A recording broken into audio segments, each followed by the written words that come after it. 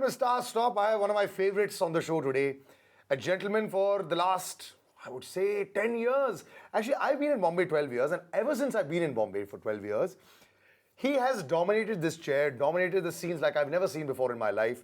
And even though he took a break for a couple of years from, let's just say, the center stage, he was always standing behind there, creating something or the other. I have the utmost respect for somebody who's already on the way to becoming a living legend, at least where one is concerned. Himesh, thank you so much for joining me. Thank you so much. But it's true, 10-12 साल से you have been dominating the industry. Let's go back, let's leave aside the phenomenal success singing में. ठीक है, वो तो खैर अब जो है सो है. Sometimes you look at it and you feel कि थोड़ा सा surreal है कि इतना ज़्यादा जो 2 साल के जो do you look back and do you remember those times, those 2 years जब पागलपंती कभी नायरोबी में, कभी यहाँ, कभी बॉम्बे, कभी दिल्ली, कभी somewhere. शोज़ तो अभी भी चलते हैं, लेकिन यस, उतना जो 50-50 गाने एक साल में हिट होना, वो लगता है कि वो किस्मत थी.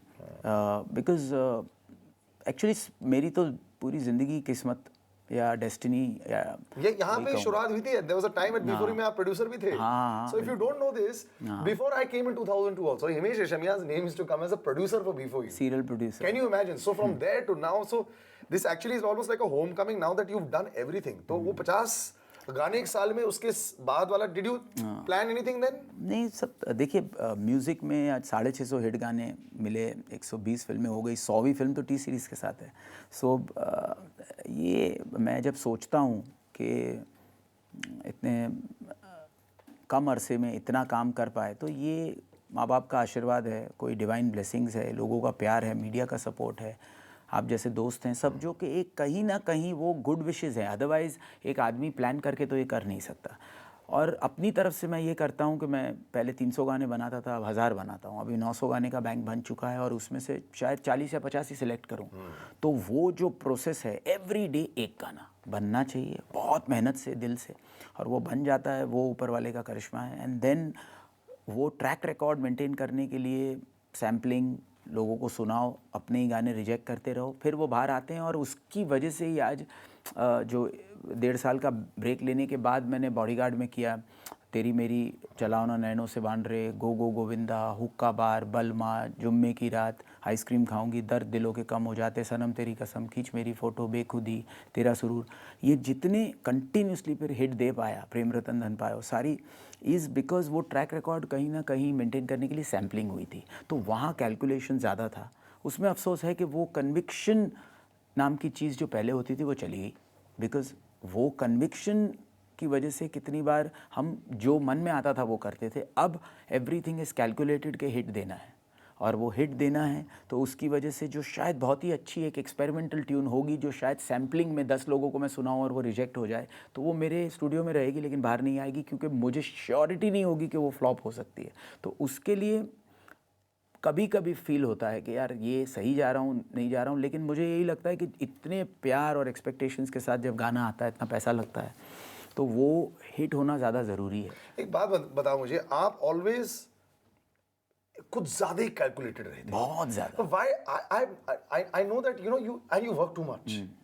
तो यार कभी ना कभी the fruits of labor enjoyment. नहीं, but don't you believe that? I do believe, but मैं ऑलवेज बहुत इस बात से ब्लेस्ड फील करता हूँ कि मेरी हॉबी मेरा प्रोफेशन है. बिल्कुल. सो वो चीज़ आपकी भी, सबकी, ये हम लोग, जब मैं पिक्चर भी देख रहा हूँ या काम की बातें कर रहा हूँ या इंटरव्यू दे रहा हूँ, तो मुझे लग रहा है कि मैं एंजॉय कर रहा हूँ. तो वो जो प्लस पॉइंट है वो मोटिवेट कर देता है.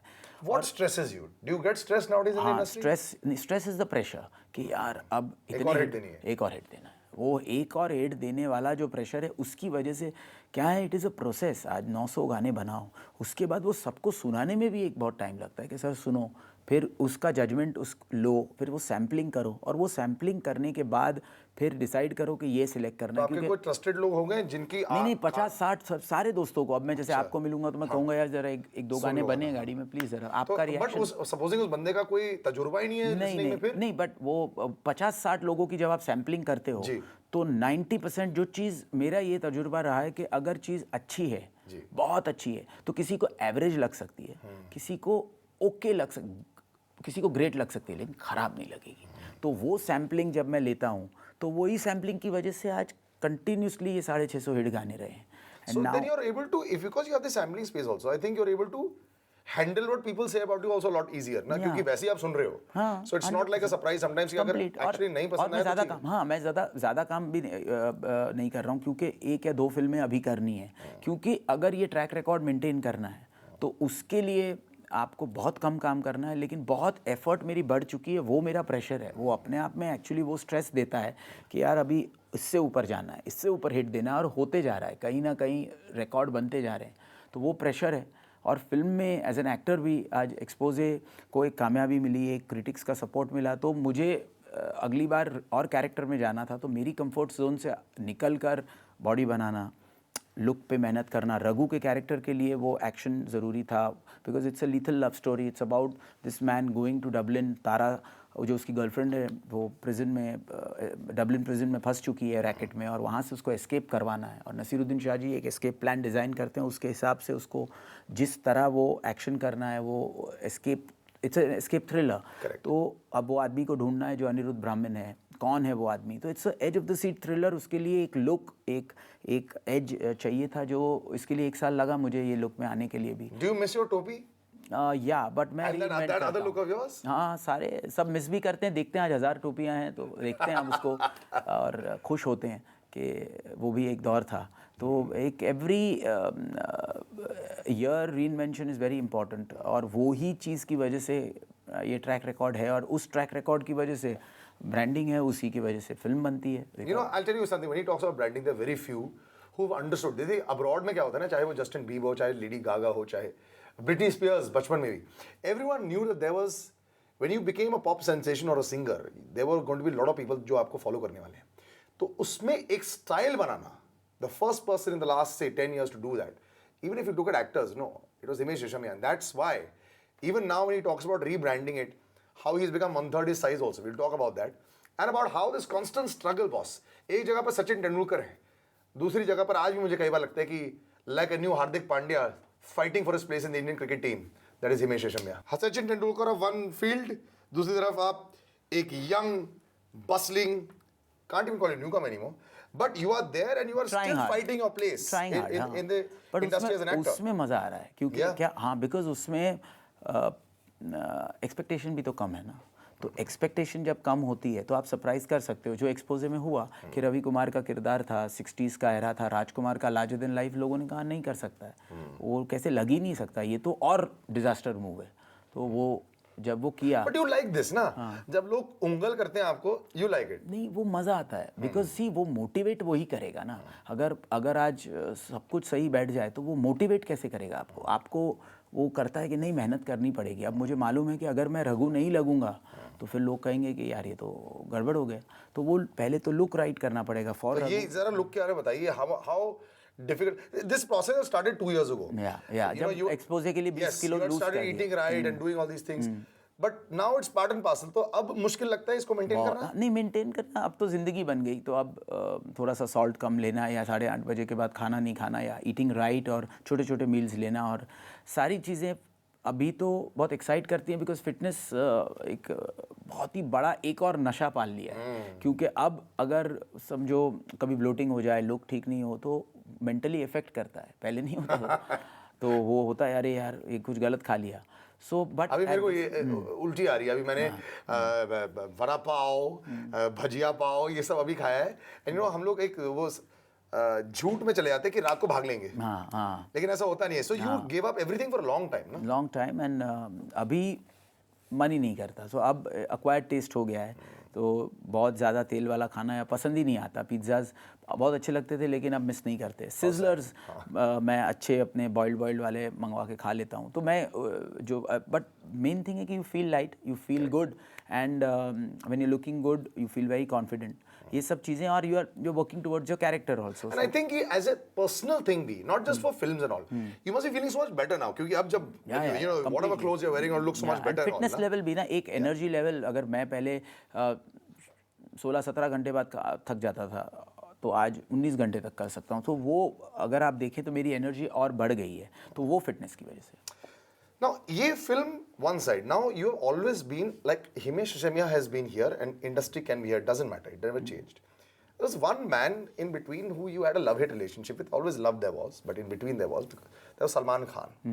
and it's come back in, and now again he's changed a lot. I've seen the change in the last 5 years. Love hate love, ये जो बात है एक्चुअली जब भी अफवाह उड़ी, ये वापस मैं क्लियर कर रहा हूँ, और एवरी फिल्म में मुझसे ये वापस पूछा जाता है, तो ये Because every film you come back and give another hit, हाँ, but every film there but is ये कैसे पूछा जा सकता है? बिकॉज उस अफवाह 2009 में जो उड़ी, उसके बाद विद इन 5 डेज में के शो पे था, उनका जो टीवी शो आता था, उस वक्त के बाद हमने पता नहीं, उन्होंने ही मुझे कम बैक दिया क्योंकि मैंने ब्रेक लिया था, और बॉडीगार्ड उन्होंने मुझे दी, और अगेन उसके बाद हमने प्रेम रतन की, किक की, जुम्मे की रात, नहीं हिमेश, मैं बताता हूँ, इंडस्ट्री बोले थे हिमेश रेशमिया सबसे बड़े आर्टिस्ट बन चुके हैं इंडस्ट्री के, तो लोगों को लगा सब डर रहे हैं हिमेश रेशमिया से। नहीं, बट ये सब अफवाहें हैं, देखिए ये वो शख्स है, ये सब जो होता है, बट एक्चुअली ऐसा नहीं था, और वो तो मेरे भाई हैं, वो उन्होंने मुझे बनाया है, और मैं आपको बोल रहा हूँ, ये सीरियल प्रोड्यूसर से लेकर अगर म्यूजिक की जर्नी मेरी हुई है तो सलमान भाई की वजह से हुई है, और आज 20 फिल्में तो उनके साथ हो गई, बीच में अफाउडी के भूषण जी के साथ प्रॉब्लम, 100 फिल्में हो चुकी है भूषण जी के साथ,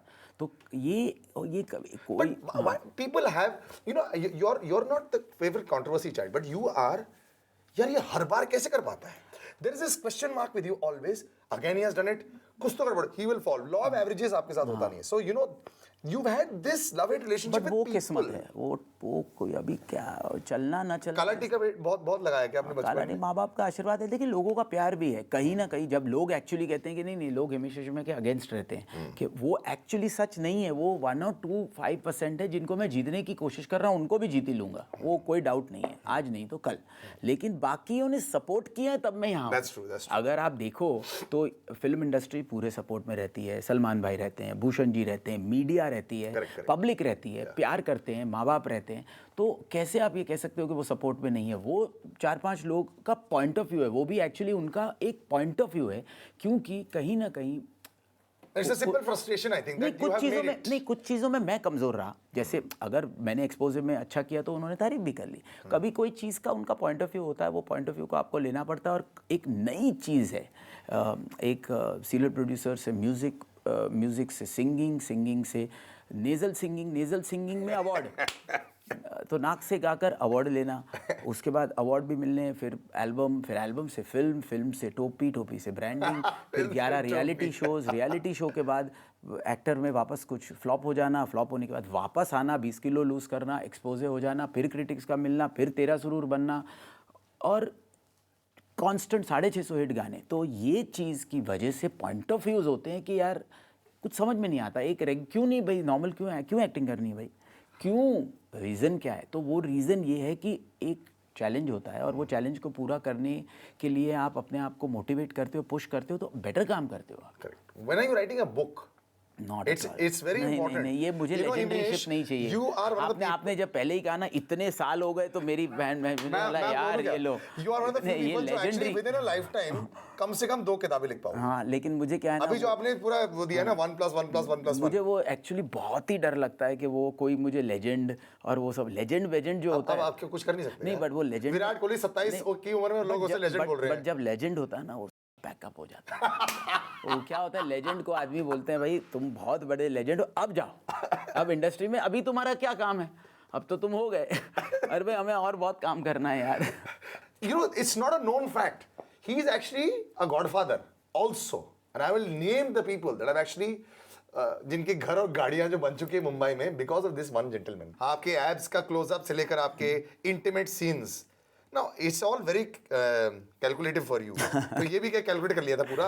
नहीं, ये क्या था कि स्क्रिप्ट में अगर जिस तरह से वो, मैं तो डेफिनेटली अपने कंफर्ट जोन से बाहर नहीं आता, लेकिन वो रियली अगर आप पिक्चर देखेंगे तो मानेंगे ये बात कि वो एंगल के बिना वो ब्रेकअप अगर रघु और तारा का नहीं होता तो वो डबलिन में नहीं जाती। डबलिन में वो फंसती क्यों है, वो कनेक्टेड है कि वो जहाँ पर जो गड़बड़ क्लब में रघु के साथ होती है, क्या रीज़न था, कौन है अनिरुद्ध ब्राह्मण, इतने थ्रिलर के एंगल्स हैं। और but did you do extra push-ups or pull-ups before the shot? नहीं A little bit of crunches extra, क्योंकि abs बहुत clearly दिख रहे हैं। नहीं, हाँ, लेकिन शूट में बहुत अच्छी तरह एक शूटिंग टेक्निक भी हमें आती है, तो उसकी वजह से भी काफ़ी हो जाता है। But yes, definitely we have to एक अपने इनहिबिशंस छोड़कर एक माइंडसेट को रघु बना देना है, बस वो चीज़ मैंने सीखी नसीर भाई से, शेखर कपूर जी से, एक्सपोजे में इरफान जी से, कि यार कमाल के वो लोग लेजेंड्स क्यों हैं, क्योंकि वो किरदार बन जाते हैं, वो फिर वो भूल जाते हैं. तो I had to forget that I am Himesh and I was only Raghu. Was it difficult for you to? And no, this is not a breaking of image, but was it difficult for you to get into this zone, this action wala zone? This is very difficult because but very difficult because not trained actually. तो Abbas Ali Mughal the action master उनके साथ किया. और वो तो वैसे ही इतना चिल्लाते हैं. हाँ, बहुत चिल्लाते हैं. तो वो रिहर्सल किए और उन्होंने बहुत सपोर्ट किया, जिस तरह से सिखाया उन्होंने. और कुछ एक्शन तो ऐसे थे जिसमें थोड़ा सा रिस्क लेना ही पड़ता था. और वो but he did it very well. और उन्होंने जिस तरह से उसके लिए रिहर्सल्स मेरे साथ किए तो फिर अच्छा लग रहा है. और वो मेन है. आजकल मैं ये भी बिलीव करता हूँ कि 3-4 बजे के बाद प्रोडक्ट ही बोलता है. तो वो चीज़ I am happy with the product. And now एक लगता है कि भाई 11 मार्च को लोग वो प्यार दें जो हमेशा देते रहे. आपके सबसे बड़े फैन पता है कौन से हैं ना? You know they loud be out there.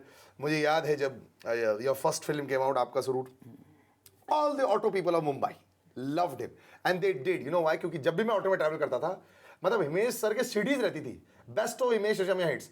मतलब दो लोग का करियर उस समय बहुत चल रहा था, इमरान हाशमी एंड हिमेश रेशमिया. क्योंकि इमरान कवर पर होते थे, हिमेश भाई के गाने रहते थे.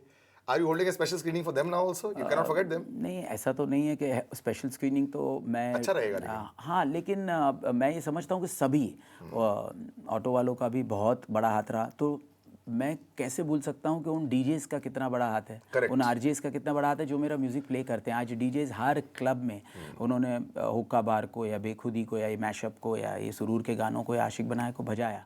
तो वो डीजेस को मैं स्पेशल थैंक्स कहना चाहूँगा कि मेरे गानों को इतना हिट किया, या आरजेस को या प्रोड्यूसर्स को. सो सबके लिए मैं चाहूँगा कि मैं दिल से स्क्रीनिंग तो ये सब ठीक है होती रहेगी, बट मैं दिल से ये दुआ करूँ कि उनके घर में बरकत आए बस. बिल्कुल. और बरकत तो आपने बहुत सारे लोगों के घर पर दी. आई लव द फैक्ट जब भी आपके वर्ल्ड टूर्स होते हैं, you promote young talent medicine. Now these days Darshan is there, but you really do. You know, and there are lot of people that want to promote themselves, you know. आप लेकिन ऐसे you are not like that now. There could have been a time. So you have seen it as a reality show judge, as a mentor. मैं जानता हूँ बहुत सारे लोग बोलते हैं they swear by you on that. This is very good on your part. You know, you don't have to do this. Mainly I've learned from Salman भाई and Salim साहब कि उन्होंने हमेशा कितने लोगों को न्यू कमर्स को दिया. तो सलीम साहब हमेशा But डर नहीं लगता कि your reputation online, what if? नहीं, मुझे लगता है कि देखो, कुदरत आपका साथ देगी. अगर आप फिल्म इंडस्ट्री से आपने कुछ लिया है तो सलीम साहब हमेशा बोलते हैं कि भाई you should also give it back. आपको नए लोगों को लॉन्च करना चाहिए. तो मैं तो समझता हूँ कि इन नए लोगों की वजह से आज म्यूज़िक मेरा फ्रेश हो जाता है. तो आज पलक ने प्रेम रतन धन पायो जिस तरह से गाया, तो वो गाना बहुत ही खूबसूरत लगता है. या कोई भी, अमन हो, विनीत और हिमानी थे. I remember, you know, you were the people, I remember meeting them, they used to just swear by you at that point of time. सारे जितने भी हैं. तो मुझे ये लगता है कि न्यू कमर्स से आप एक तो आप रियलिटी शोज पे आए हैं और आपने कुछ प्रॉमिस किया है तो बट आप वन ऑफ द ओनली होते थे जो सब खड़े होके बोलते थे बेटा मैं तुम्हें अपने उसमें गाना दूंगा, लेकिन nobody is to give. You were the only one who actually give them. हाँ, बट वो मैं रिस्क भी ले सकता था, क्योंकि आज कितनी बार क्या होता है, कभी आप दूसरे लोगों को कन्विंस नहीं कर पाते. आज खींच मेरी फ़ोटो के लिए हमें आकाशा के लिए कन्विंस करना था. Super hit song. तो दर्शन के लिए हमें, माने जब हमने भूषण जी को भी सुना है तो उन्होंने भी 1 मिनट में कह दिया कि very good, because he also has a great music sense. तो कितनी बार सामने वाले का भी ये होता है. आज सलमान भाई and Suraj ji agreed for Aman in Prem Leela and Palak, they have been promoting. तो कितनी बार क्या होता है, वो लाइक माइंडेड अगर एक आपके लोग मिल जाएं तो मेरा अकेले का हाथ नहीं है, उनका भी उतना ही योगदान है, because they also have to approve it and they have to approve दो सिंगर्स. तो वो संजोग भी रहे कि भाई हम लोग, जो मेरा कन्विक्शन था न्यू कमर्स के लिए वो उनका भी था. एंड वो सोच सलमान भाई की बहुत ज़बरदस्त है, भूषण जी की बहुत ज़बरदस्त है न्यू कमर्स के लिए. बट आपकी सोच is always, you know, this, there are few people that I would want to base a career on if you can become a little bit like him also. Just the constant dedication to be able to do something that, you know, that is of worth, is of meat and is of high quality. I think mediocrity is very easy to use in our industry, in our India also. I think मुझे लगता है कि भारत में लोग जो है बड़ी आसानी से बैठ जाते हैं और उनको बहुत easily satisfy किया जा सकता है. Well, this gentleman on my left is never satisfied, and that's why he should be a role model for you all if you all ever want to know. And किताब लिखवाएंगे बहुत जल्द इनसे, during the lifetime too. Till the next time, bye bye and take care.